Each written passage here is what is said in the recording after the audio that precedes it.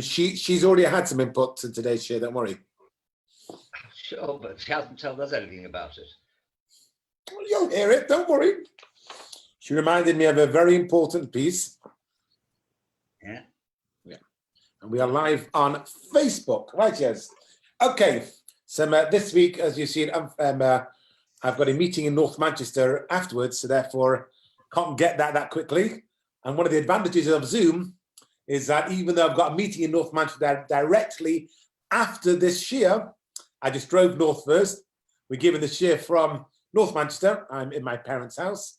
Behind me is my father's library. And hopefully, I mean, I think it was most definitely my father that instilled a love of Jewish history into me.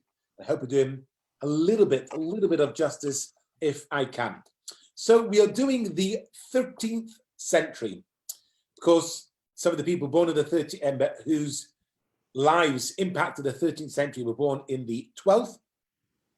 And we are going to be looking at a number of them. One, the author of one of them authored a poem you should all know very well. I'm debating which way around to do it. I can either give you his name and ask you which poem he authored, or give you the name of the poem and ask you who you thought it was. Which way around would you like to go? The poem. Chai wrote the name. Chai wants the name. You want the name of the poem. Okay. How what Chai wants? Okay. The individual we're going to be speaking about is Rabbi Yehuda HaChossid. Rabbi Yehuda HaChossid, born in Speyer in 1150, passes away in Regensburg, Germany in 1217. And he writes a famous poem, which you should all know. Chaim may not necessarily know it, actually. But that is one of them that we are going to be looking at.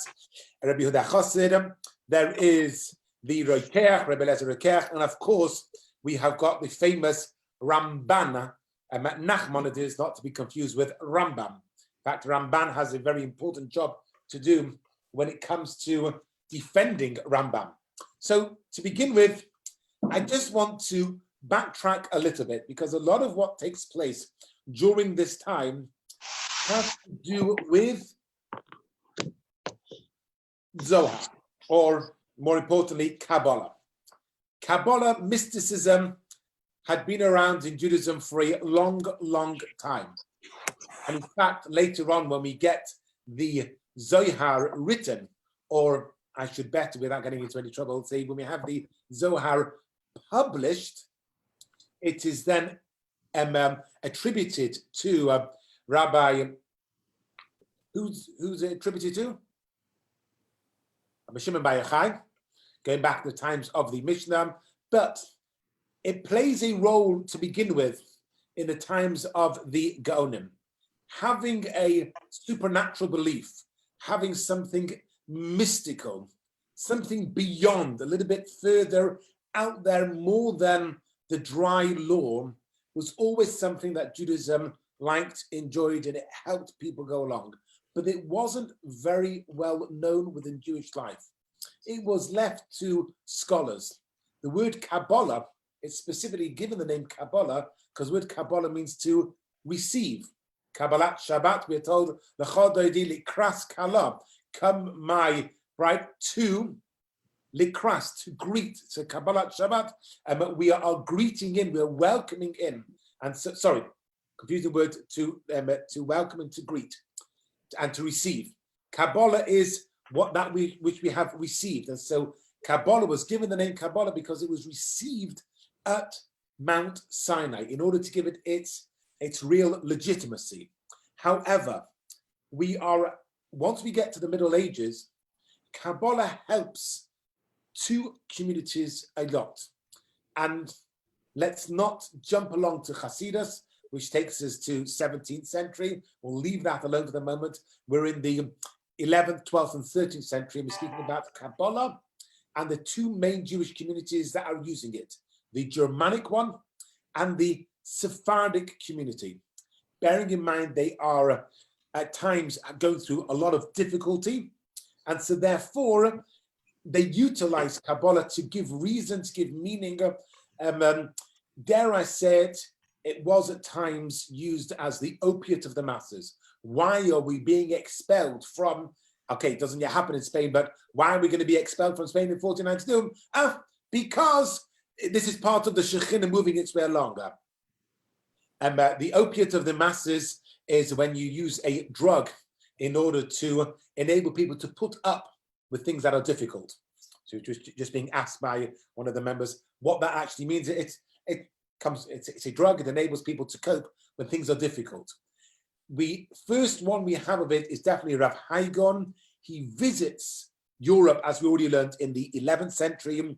He endorses an ancient text of Kabbalah called Shir Koma, the measure of the size, and it develops a little bit from there.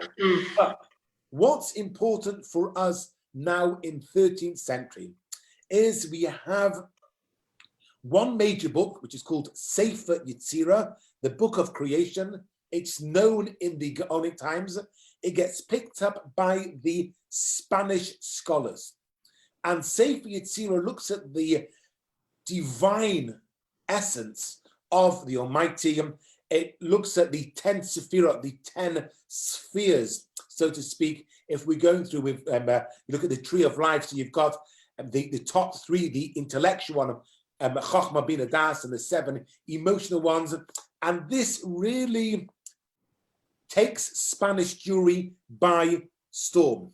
We've Ravad, who was a critique of Rambam, was a Kabbalist of note, and we have a number of them writing various commentaries on these books. But then, right in our time, we've got the publication of the Zohar.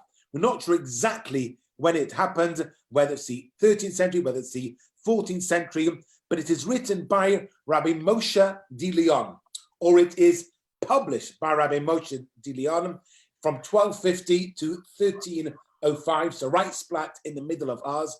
He attributes it to Rabbi Shimon bar Yochai.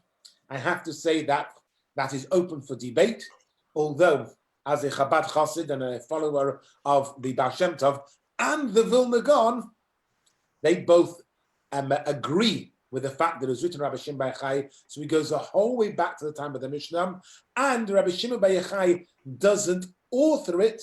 He merely writes down a tradition of what was already there, because it was Kabbalah, it was already received at Mount Sinai.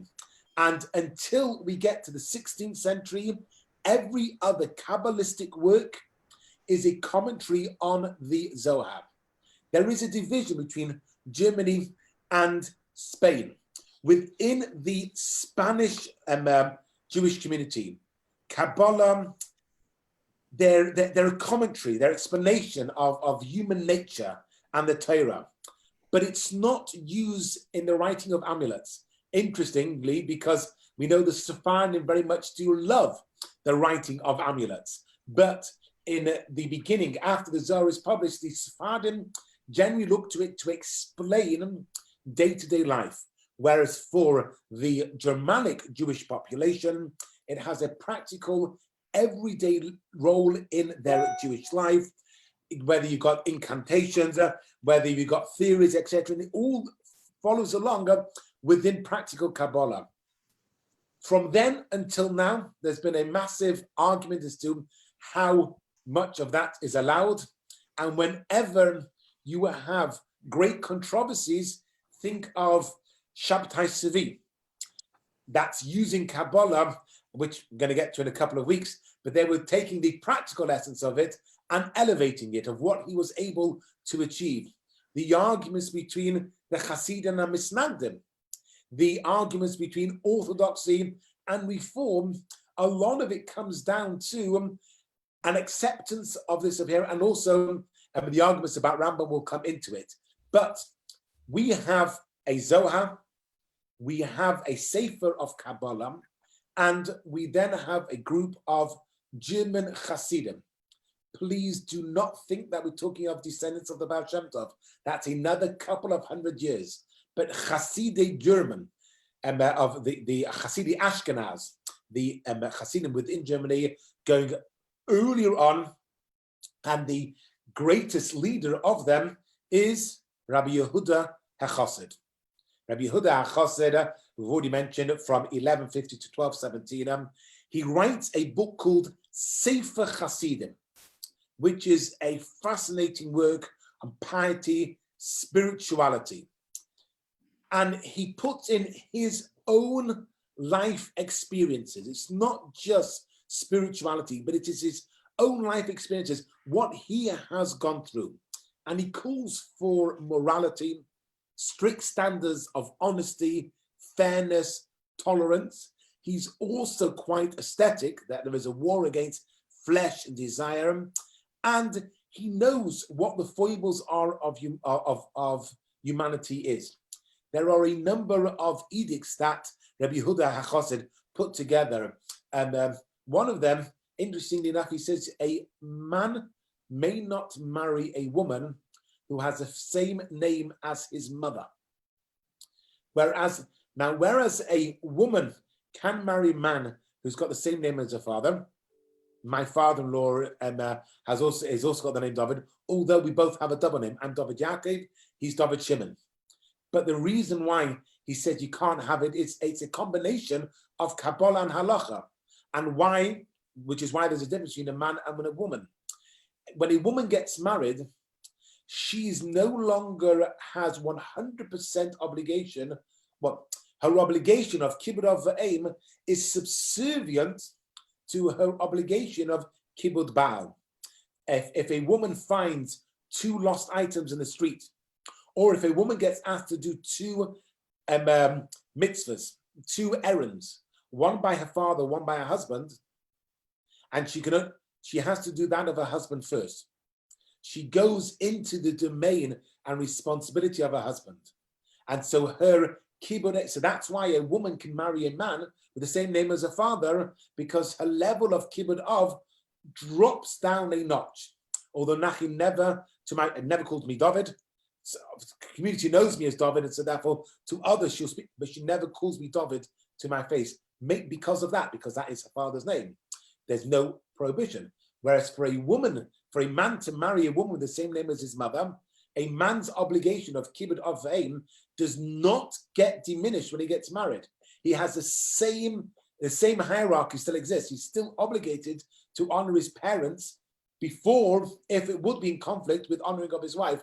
And believe you me, that does, not talking personally, but that has caused problems in families who they say, when if a husband can, I've got kibbud aim, you've also got kibbud of your wife, and sometimes they got conflated together. And so therefore, Rabbi Yehuda HaChassid said, you cannot marry a woman with the same name as your mother, because you'll not be allowed to refer to as many. You'd be forbidden to refer to her by his name, because you're still obligated with kibbud aim.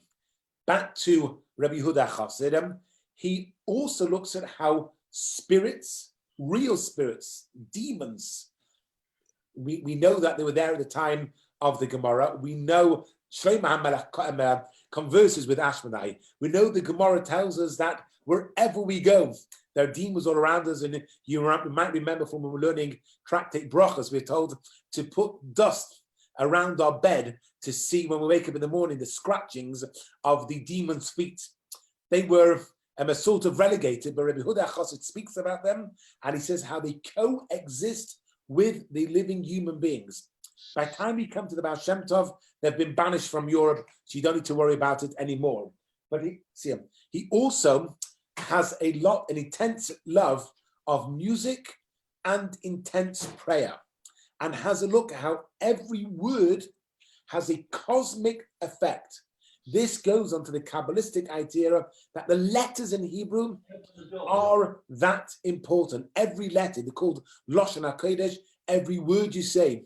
And that is also why people prefer to pray in the Lashon HaKodesh, even if they don't understand it, rather than the vernacular, even though halachically you can pray in the vernacular.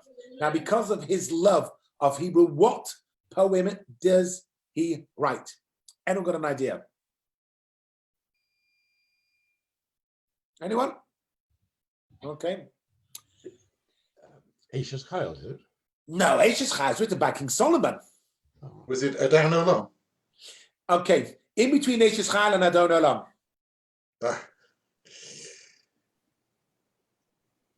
Jonathan was closer than Ralph was.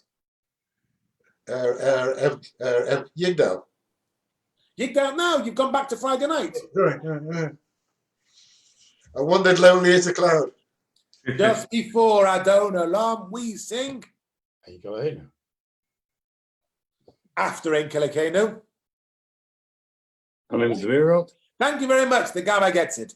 Anan Zemira's Shir HaKoved is composed by Rabbi Yehuda HaChossid. We said most weeks, and of course this week in Shul, at the moment we weren't allowed to do it because you're not allowed to do extra singing. I was thinking of giving away the kluba saying we didn't do it in Shul this week, but that would have given it away to you. So that's Rabbi Yehuda HaChossid.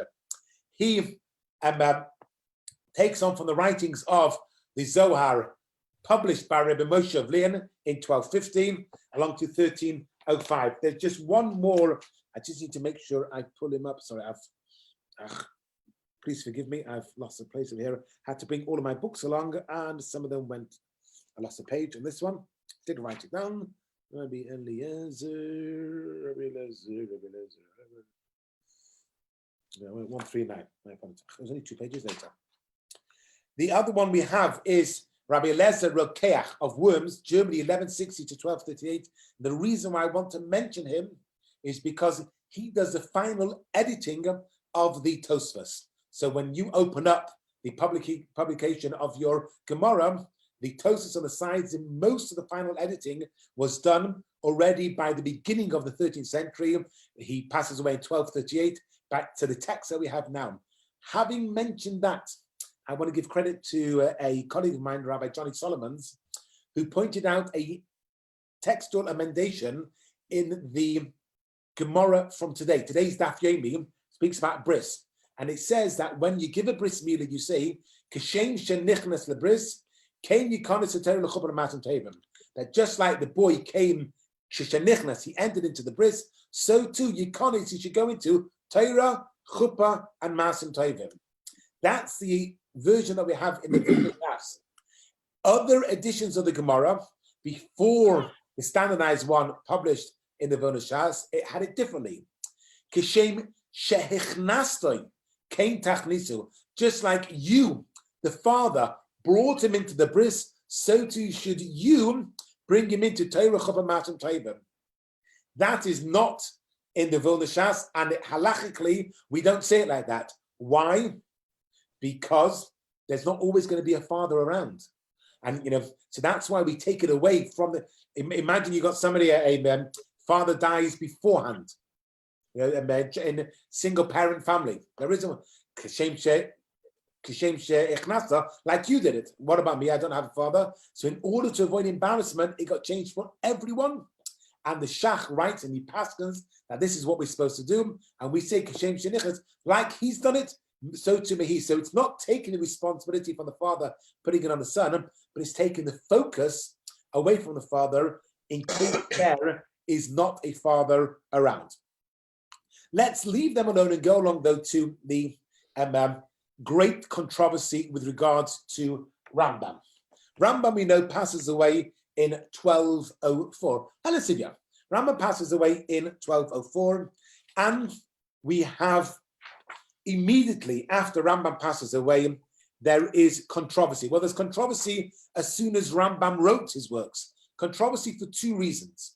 Number 1, he doesn't write the source of his halacha, where he got it from each bit in the Gemara, and he was having a look at various areas, mainly within his Moira Nevuchim, the Guide of the Perplexed. If we jump 30 years later, 28 years later, you've got a ban on Rambam. They actually say his works are not allowed to be written. And here is where we get into a little bit of trouble, because you have great rabbinical scholars, Rabbi Meir Halevi Abulafia, you've got the Ravad, who criticize the Rambam. They don't put enough emphasis on basic principles of faith. At one point, at this point, Rambam has not yet written about Techias HaMesim. He writes a whole treatise afterwards for Techias HaMesim. They criticize him straight away. But They criticize the writing, but not the man. They don't have, I think it's called an ad hominem argument, going against the person. They had a look at what he had written, not against him, because once they had to go against him, how dare you, Rambam was such a great person. Yes, he was a great person, but we have an issue with what is written here, there, and here. This continues after Rambam passes away. To his credit, Rambam never rose to the bait. And when his son, Rabbi Avram, takes over, Avram is 19 when his father passes away in 1204. He writes a lot of the response going back defending his father, but again, never attacked the person, and they were able to keep that argument professional. But once you have great rabbis arguing, the masses, what we would call today the Twitter feed, the social media, lost sight of the writings and started to concentrate on the man.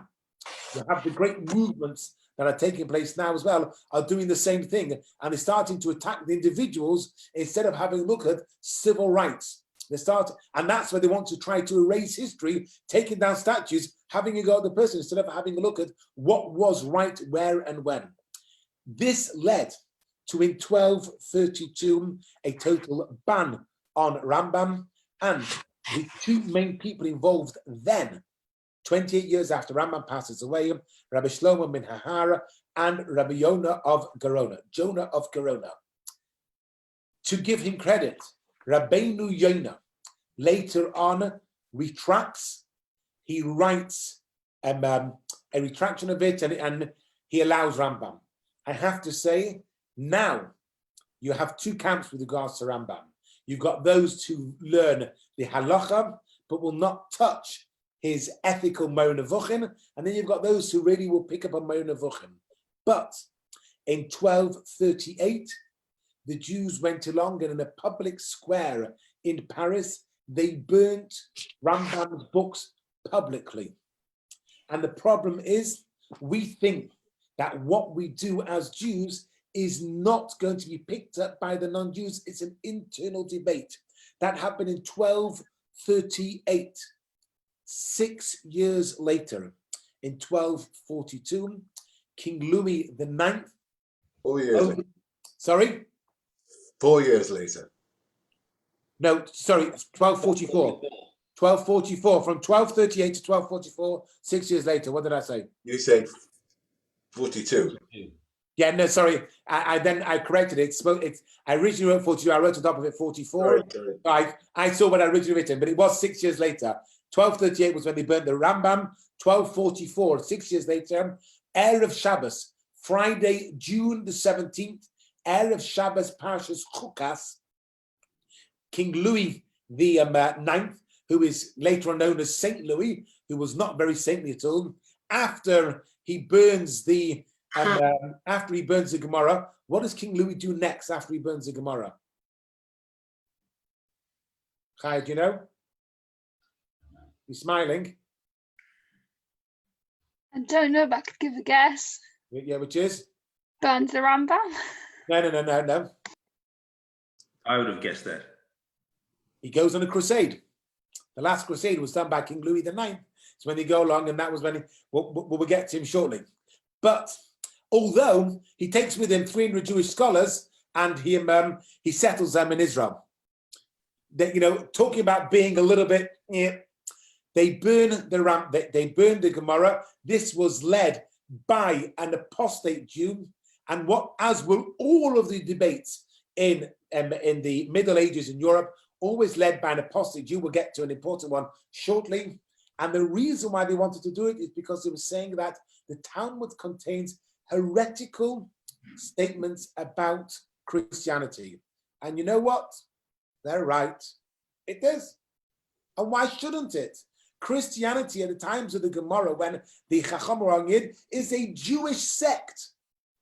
Who better to criticize a Jewish sect than Jewish people? It wasn't a separate religion.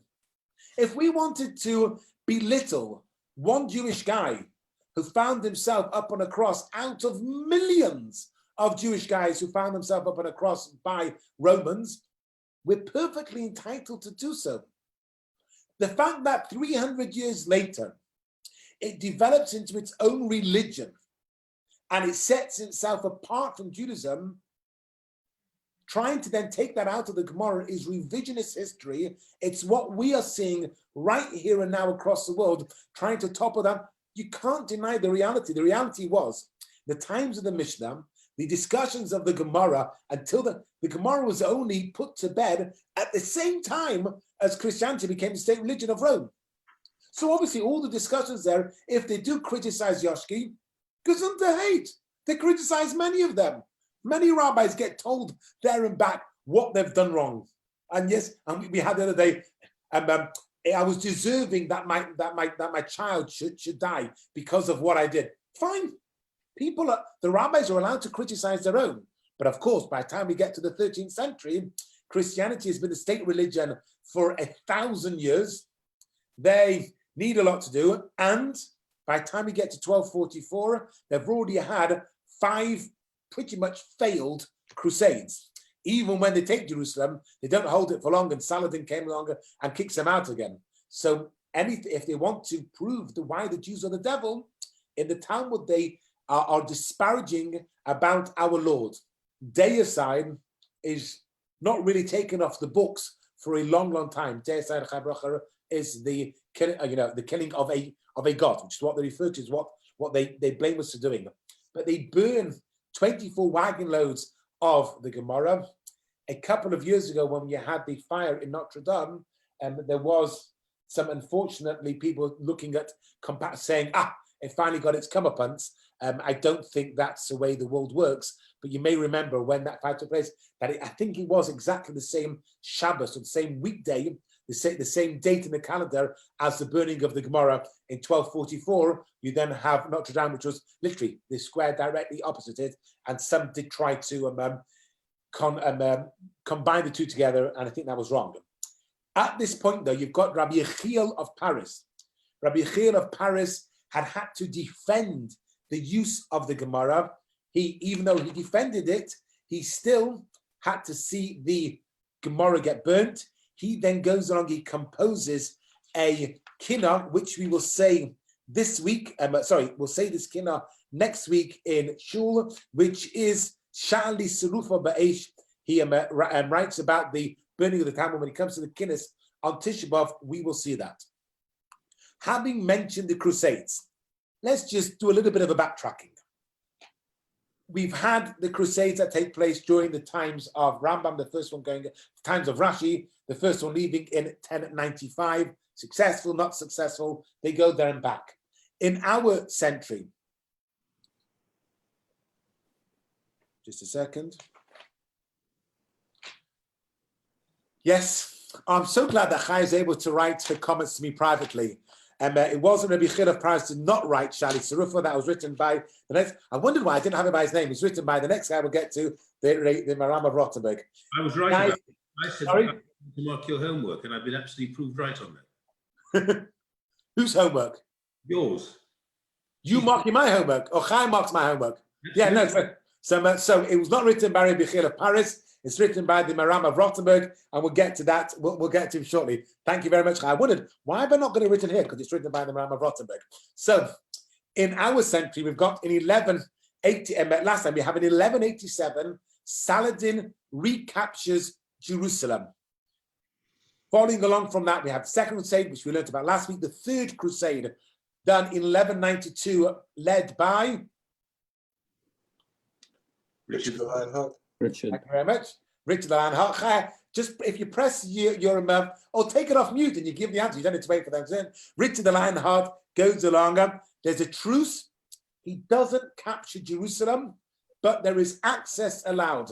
It's the precursor to what the UN would say, that Jerusalem will belong to neither the Jews nor to the Arabs, but everybody will have access to the site. It's basically what happens when Richard the Lionheart goes along. You then have, at the beginning of our century, 1203, the Fourth Crusade. And in the Fourth Crusade, all they did was they sacked Constantinople. They never even got to Israel at all. And you have the eternal split between the Greek Orthodox and the Holy Roman Church. Once they sacked Constantinople in 1203, there was never going back. In 1244, Jerusalem is taken back by the Muslims, and they allow the Jews to settle in Jerusalem. Not many of them do, and the main Jewish center in Israel at this point is further north in Akka. After the burning of the Bible, of the Talmud by King Louis, he then goes along in 1250 with the Seventh Crusade. And he takes with him 300 Jewish scholars, and he asks them to settle in Jerusalem. Many of them moved up to Akko, Tiberias, and they stayed there, small communities, up until we have the Kabbalists in Safat in the 16th century. According to some, Rabbi Shimon of Sens had already gone along in 1210, but we definitely have established Jewish communities in Jerusalem by the middle of the 13th century, but not all of them. And we're going to get to one group of them shortly when we touch upon Ramban, Nachmanides, Rabbi Moshe ben Nachman. You got Rabbi Moshe ben Maimon and Rabbi Moshe ben Nachman. The stress, when we say Rambam, we do the stress at the first half, Ram, that's right, and Ramban, you do the stress on the second half of the word to get the nun, the Nachmanides in it. Ramban is born in Gerona in 1194. He passes away in Eretz Yisrael in 1270. We do not know where he is buried. And Ramban does defend Rambam. He, in the famous part that Ramban does, is the debate with Pablo Cristiani in Barcelona in what year?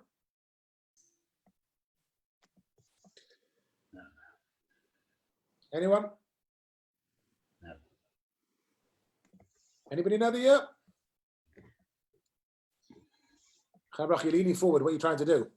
I've tried to find out my Jewish history notes. Ah, cheat. Oh, In 1263, we have the great debate with Rambam.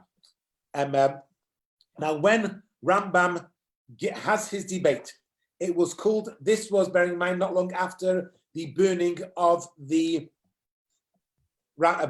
Talmud. And so therefore they're going to say, we're allowed to burn the Talmud. And they're trying to prove from here the fact that there is a lot of anti-Christian aspects with the Talmud. Just a second, I need to make sure I get the right one. I apologize. Pablo Cristian, by the way, if you go online, there is an interesting sketch put together, and you can actually see they recreated this debate. It's very, very interesting. We have the king at this point is King James I of Aragon, and they're trying to prove the truth of Christianity. Okay. Chai says he's buried in Rambam. Ramban is buried in Haifa next to Rabbi Chil. There's a machlekes as to whether or not that is his actual gravestone. That's why I wasn't going to mention it. But she sent me a message along. So you're going to have to get used to all of the messages that are coming along here. So he gets permission. Now, the Public Christianity specifically requested that Ramban would be his debater because he was confident he was going to win. Bear in mind, he was an apostate Jew. So he has arrogance, and he knows when I beat Ramban, all of the Jews of Spain will have to convert to Christianity immediately. Rambam agrees to it on condition that he has got freedom of speech. And he gets promised by King James of Aragon that he is allowed to say whatever he wants. Certain things which may have been considered to be heretical, he'd be allowed to do it. There was a 4-day debate. It never really ends because public Christianity slinks away, and it's sort of basically declared, I didn't finish it. I didn't lose because I never finished it. No. That's another word of the new debate. You never beat me in this one. Ramban writes a book called Sefer HaVikuach, the book of the debate, and we can read the entire debate. Ramban writes it all down, gets him into a little bit of trouble. Ramban was a brilliant debater. He's able to prove everything along. Rambam debated Barcelona 1267. Yes. That's not what you said, Rabbi. No, 1267, he was already in. Rambam's made was in 1263. Did I say 1267? No, you said 12. You didn't say 1267. It says 1267 in my book here. Sorry, that's Is that definitely wrong. wrong? No, 1263 was a debate. By 1267, he was already on his way along to Israel. He arrived in Israel in 1267. Okay. He left in Talked about 4 years amongst friends. Yeah. Yeah. He left the next year. He left in 1264. He was already on his way out. So at that point, afterwards, King James I tells him, "I've never seen a man defend a wrong cause so well." And he said, look, you won the war, you won the battle, but not the war. He gives a donation of 300 gold coins to Ramban's yeshiva. The king then went to the main shul in Barcelona on Shabbos, and he addressed the Jewish community. It was unheard of in the Middle Ages. You did have later on, when the Jews had to listen to monks and priests and bishops, etc., who they came along to give sermons in the shuls for purpose of proselytation. Attendance was compulsory, but in much the same way as now, attendance might be compulsory, but I can't actually force you to listen or to adhere to what I said. But then for the king to do it, which other king can we say attended a shul with great pomp and circumstance? King, and I'm not talking about Prince Charles coming to the opening, talking about a king. Another king attended a shul with great pomp. Recently, not historically. Well, what's historically? George V or VI. I think I'm talking about a little bit before then. You're talking about Bevis Marks, I suspect. No. Chaya? Country. Napoleon? Huh? Could be wrong. No, I wasn't thinking of Napoleon. I was thinking of Kaiser Wilhelm. The opening of the shul in Berlin, Kaiser Wilhelm, he goes there as the open, and the Jews thought they'd made it. Kaiser Wilhelm comes to the opening of the shul, little did they know what was in store for them. And he then goes along to Jerusalem. How does he leave his mark in Jerusalem? You spoke to Herzl in 1898 in Jerusalem. Yeah, but he left a physical mark on the city of Jerusalem. Should all know it. Yes, Chai, the German colony, correct. And even more, you will all know. The bus that takes you into the old city through Jaffa, there's a Jaffa gate on the side, you walk in, and then there's a great big hole in the wall. He did that. No, he didn't. He refused to do that. That was then done by the British.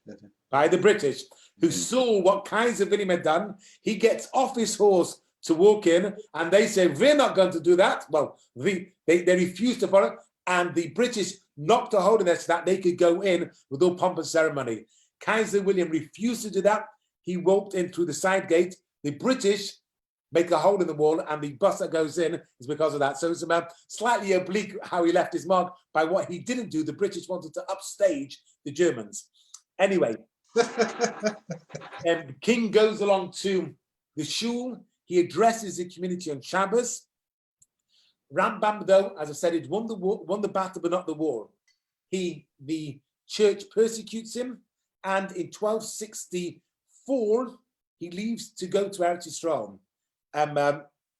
It takes him 3 years to get there. He arrives in 1267. He arrives in Eretz Yisrael. He goes to Jerusalem.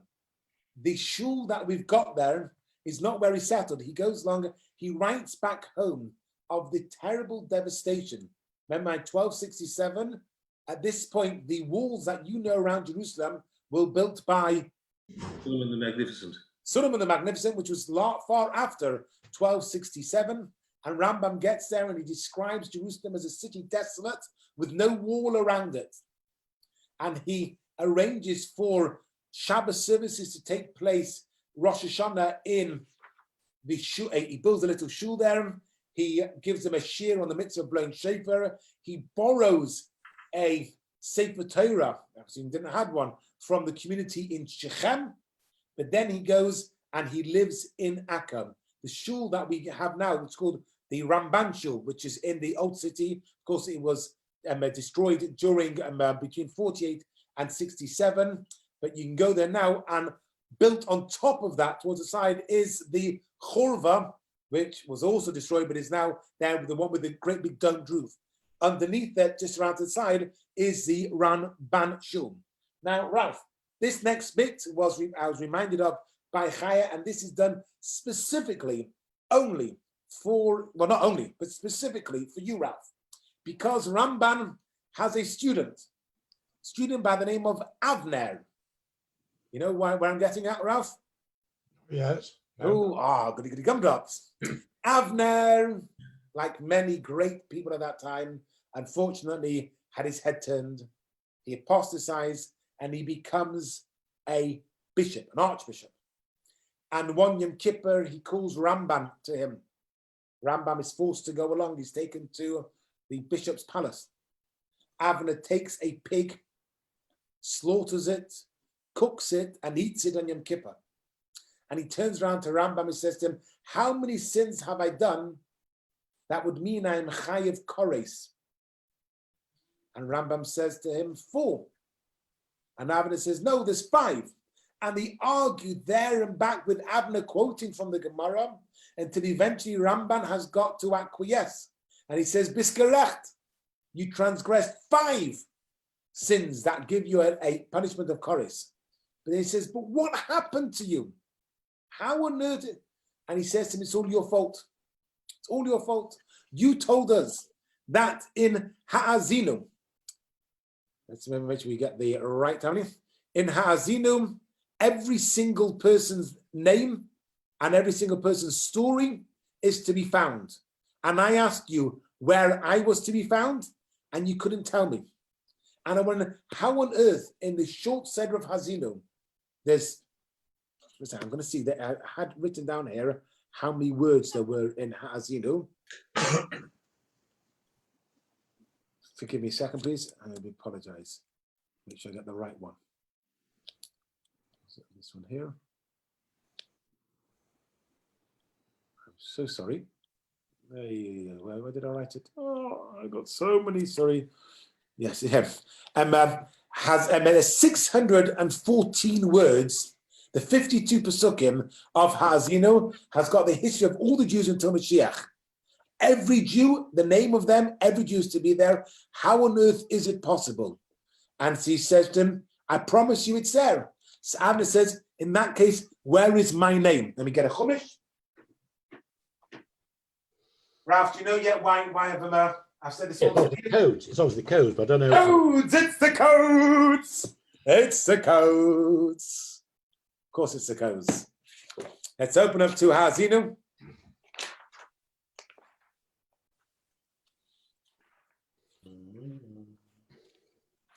Pasuk 26 in Ha'azinu says, Omarti, I said, Afeihem, I would scatter them, Ashpisa me enosh zichram, causing their memory to cease from mankind. Says Rambam to Avner, what's the third letter of every word in that pasuk? Omarti, the third letter is Reish. Afeihem, third letter is Aleph. Ashbisa, base. Me enosh, nun, zichram, reish. Reish, aleph, vase, nun, reish. Get rid of the reish. Avner. Third. So he says to him, so what hope is there for me? He says, the Apostle itself tells you, Ashbisa me'eretz zichram, your memory will be seized from mankind. The only way to do teshuvah is if you disappear. The next day, a black ship sailed from the port, and Avner was never seen again. The Lubavitcher Rebbe, in the way he always does it, says, but look at how great. The first word of that pasuk, Omarti, I said. The third letter, the Resh, Reb Avner. Even when Rambam was speaking to his apostatized bishop student, who on Yom Kippur in front of him had taken a pig, slaughtered it, cooked it, and eaten it on Yom Kippur, where does he find his name? Only when he looks and he sees Reb Avner. He said, as the educator, he said, if he just gives him Avner, he's gone. It says a pasuk itself, and it's the entire pasuk. There's nothing else in that pasuk. The entire pasuk, all it says is Reb Avner, and Reb Avner was able to do it. So, look, Ralph and I have this ongoing debate as to the importance of the Bible codes, and I worry when they get abused, and that's the possibility. But here, Rambam, long time ago, standing there in front of it, no computer do it, is asked to prove about his son, he's able to do it. Now, that's Rambam. We're going to leave him alone because we're going to come back to Rambam, then goes off to Etzol. We're going to come back, though, to Europe again, into the Ashkenaz Europe, with Remeir of Rothenburg. Remeir of Rothenburg, born in 1220, passes away in 1293, and we will even show you a picture of his grave. We will even show you a picture of his grave. Just get to the right one. There we go. There's a picture of his grave. Now we just need to share the screen with you so you can see it. Why don't I share that? Because I was standing there. That is the Maram of Rothenburg's grave, and next to it is an important grave as well. The Maram of Rothenburg had been at the burning of the Talmud. He'd seen it there, and as Chaya corrected me, he was the one that writes the Kinnah Sha'ali Serufa Ba'esh, the Kinnah about the burning of the Talmud. And he comes under a lot of trouble, and so therefore in 1286, he decides he's going to leave. After he sees the burning of the Talmud, he's going to go to Eretz Yisrael. On the way out there, he stops in Lombardy. He's walked through, and he's recognized by an apostate Jew who rats him out to the Bishop of Mainz, takes him back, and King Rudolf says, I've got myself a valuable prize. The Jews will pay for it. And he set his ransom at 20,000 marks, a king's ransom. He was right. The Jews raised that money immediately. The Mayor of Rothenburg refused. He did not let them pay it. He says, as soon as you pay it, what will happen? The king will know every time I need a little bit more money, I'll capture a Jew, I'll put a ransom, it's easy money. And the Maram refused to allow them to do that. During his 7 years in the prison, until he died, still not there, he continues to write, and a lot of his responser comes from the time when he is in prison. When he passes away 7 years later, he leaves in his will saying that he's not allowed to be, because he says, the non-Jews don't care whether I'm dead or alive. If they're going to get 20,000 marks, they're even better. We'll put the price at 20,000, and if you don't do, we'll kill him, because we'll still give you the money.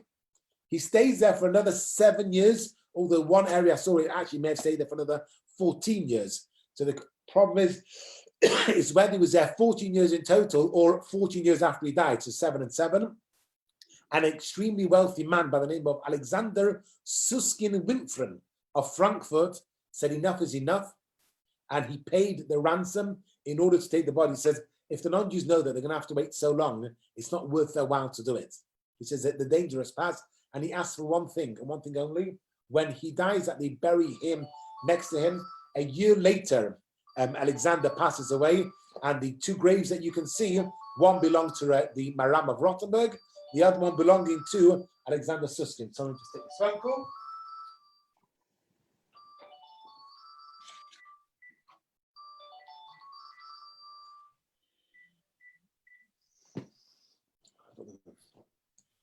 That is the Maharam of Rothenburg. The reason why we have all these photos, I was there once along with the Chief Rabbi Mervis. We went along to Germany, and we see a lot of we went to check out all of the gravestones, and that was the other week when I showed you Rashi. This is Hirsch. Then we've got, just before we go any further, which is Yudengas, and we're going to have Rashi, but there's one I wanted to show you. These ones of Rashi, which we looked at last week, but Rav Shimshon Rafal Hirsch, no, that's not him. Here we've got Rav Shimshon Rafal Hirsch of the German community, but we're not going to get to him for another good couple of weeks. I'm going to finish him for the moment because we've only got one more item I want to give in today's share, and I told you about, okay, the Ant Neuschul. Ian, my apologies, but we're not really going to touch upon 1219, the expulsion of Jews, mainly because you know all about it. But I do want to look at the Ant Neuschul for a number of reasons. And one, my father's favorite shul probably anywhere was, even though he never went to see it, he loved telling us about the Ant. In fact, he told us about many. In fact, I think I've told you the story once before. The first time I did an interfaith trip to Poland, we started off in the Jewish section of Krakow, Kazimierz. And our tour guide, we get there in the evening, our tour guide is meant to meet us to give us a tour of the Jewish ghetto, so the ghetto from the 13th century onwards, and never turns up. And I've got with me the Bishop of Newcastle, and I think it was about 30, 40 so half Jews, half members of the half members of the church. And our guide hasn't turned up. And what we're supposed to do that whole evening. So I told everybody, meet us back here in an hour. I dropped my bag and I literally ran around the square. It's not a large place at all. You could run around it if you really were in 5 minutes. But get the whole, run around it, mark. That everybody came back, met them an hour later, and I took them through the entire Kazimierz and explained, this is Reb Moshel, this is Reb Isaac's shul, this one after the other. When it finished, the bishop's advisor who'd been arranged, he says, David, I thought you've never been here before. So I've never stepped foot in this place. I said, but around our Shabbos table, my father would tell us stories. And we grew up with all stories of different Jewish communities. One of them was Kazimierz. He said, oh, had your father visited? I said, no, my father's never been here either. So Ant Neuschul was another one of his favorite ones. He gets to a lot of fame later on with the Maharal of Prague. We'll leave him until we get to him. And the famous Golem, who's supposedly buried in the attic of the Ant Neuschul. The stories from the Holocaust of SS soldiers going up there. It was excavated, it was cleared out in 1994. They found no remains of the Golem at all. But the other reason why I like the Ant Neuschul is its name. What does Ant Neu mean? The Ant Neuschul, what does it mean? Old new. Old new. Old new. Oh, so sweet, all of you. Probably it's not what it was. There's an argument as to which. What was it? There's another name. It's not Alt Neu, but Al Tanai. The T doesn't belong to the Alt, it belongs to the Neu. Al Tanai. That the shul was built On condition. stones. Sorry? On condition. On condition that when Mashiach would come, it would cease to exist. In order to back it up, legend had that when it was time to build it, angels came with stones from Jerusalem and planted them there. This is 1270, the shul is built. The reason why it gets its name Alt Neu, the old news, because it became the new one. Then another shul was built afterwards and it became the old new shul, because you had the old shul, and then you had the new one, and you had another new one. So you couldn't go the old, the middle, and the new. So you had the old and new shul. And the other reason why I really love the Ant Neuschul is because Nachi's mother, of course, comes from Prague, and the design of that shul is no, that's let's open up. No, that's not the one we want there. Who was with me? Was it who came to Poland last time? The last trip. None of you here came with us to Poland. Okay, my apologies. Nothing we can do about that. But The name Ant Neu resonating today. hold a sec, just a second. I just want to share this one here.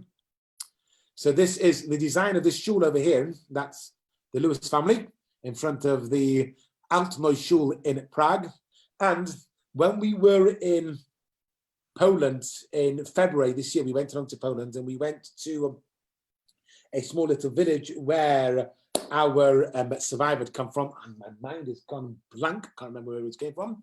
And we walk through and we see, he's taking us through the little areas, and he shows us this was the mikveh, this was the shtibel, this was macheder. You come out, and right in front of you, a massive church, new area, and then the old one, built exactly the same as that, the same style of this. And I said, I'm like, well, and the guy goes, yep. Have you been to Prague? I'm like, yeah. He goes, they're identical. One's a shul, one's a church, totally different to each other. Sorry, Ian, what were you saying? Altnoy resonates in modern Israel. With? Tel Aviv. Tel is the ancient burial mound, and Aviv is the spring. That's to resonate with the concept of Altnoy. Interesting. Didn't know that one. No, we didn't know. Anyway, that takes us to the end of this one that was built in 1270. The Maram of Rothenburg passed away in 1293. So I believe we've gone to the end of the century. Ian, as I said, my apologies. I haven't done the banning, the expulsion of the Jews in 1290. I think we all know about them. I prefer to look when we are allowed back in again. But next week, once they start kicking the Jews out, they follow on from elsewhere, and we are expelled from Provence in 1305, where it's Philip IV kicks us out from France later on. Then we're allowed to go back in again. Then we get kicked back out again. We've got a lot coming up next week. We have got the Black Plague. And what else do we have in the century? Oh, yes, the precursor to the Spanish Inquisition. Because before you can have the Spanish Inquisition, you've got to have the forced conversion of Jews. But we have got Dan Yosef Nasi. We've got the height of Jews in Spain, in Christian Spain, before anything takes place in 1492. My friends, and my apologies, I've got to finish right here right now. Because Thank you. Thank you very, Thank very much. Thank you, Yoshka. Next week, I think we'll still be on next week. Then we're going to take a couple of weeks break. I need to have a summer holiday. I need to have a little bit of a break, even though we will still be at home. And we're not going to have a share every single week, but probably next week we will still have one, I think, at the moment. Next Tuesday, same place, same time. Yes, I come to you. Thank you very much. Oh, and, You're very, very welcome. Chaya, thank you as well. Yes, all the corrections to Chaya.